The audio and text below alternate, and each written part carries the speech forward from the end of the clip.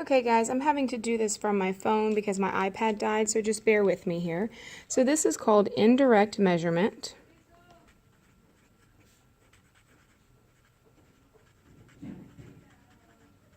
An indirect measurement is the process of using similar shapes and proportions to find the measure. Indirect measurement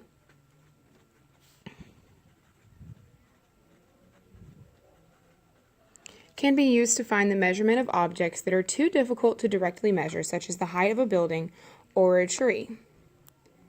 So zooming in here, we have triangle ABC is similar, this little symbol means similar,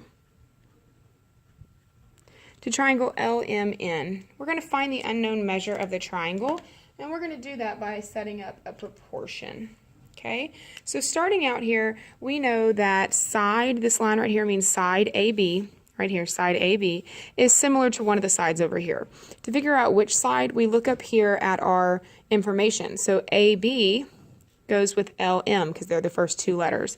So LM. Now pay attention that they're not in the same spot. This triangle has been rotated. Okay, so it goes with side LM. And then we have side BC, and BC goes with MN. So MN. And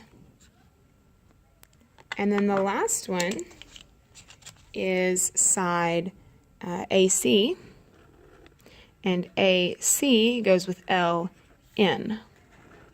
Okay. All right. So now we're going to set up a proportion based on this information.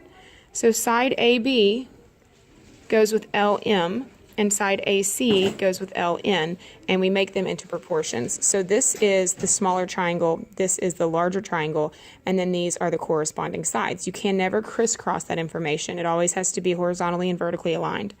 So AB was 9, LM is 31.5, AC is 15, and LN is X. And so we're solving for X.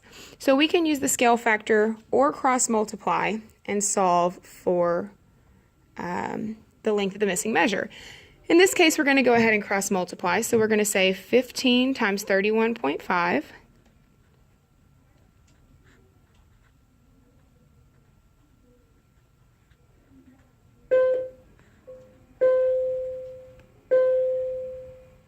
one decimal place. So we've got 472.5 equals 9x. We're going to divide both sides by 9 to solve for x. I'm going to come over here on the side of my paper and do the division.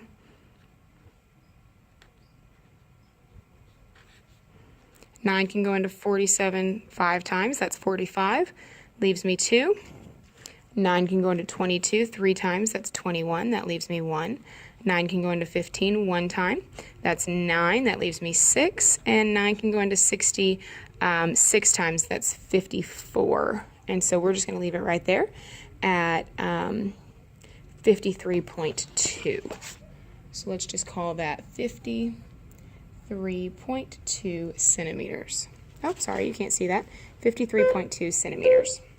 Good morning, everyone. We will be doing... Okay, let's do the other one real quick. Find the height of the tree.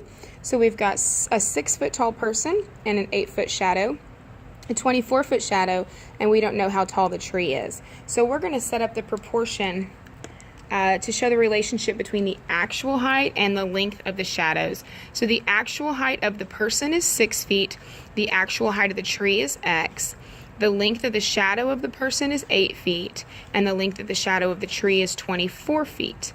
Now, I don't have to cross multiply and divide on this one because I can use my proportional reasoning. I know that 8 times 3 is 24, so I can say 6 times 3, and X is going to be 18.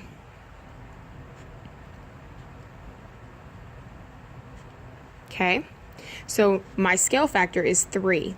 The person and the shadow is increasing by a scale factor of 3 to give you the tree height and the shadow height. And I will put a picture of the practice to go on the right-hand side after the video.